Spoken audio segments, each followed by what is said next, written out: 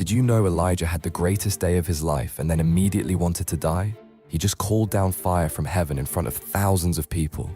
450 false prophets challenged him, and God showed up in the most dramatic way possible.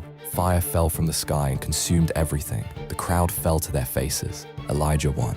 And then he ran into the desert, collapsed under a tree, and begged God to take his life. That fast. But here is what God did not do. He did not give Elijah a lecture. He did not rebuke him for being weak. He sent an angel with warm bread and water.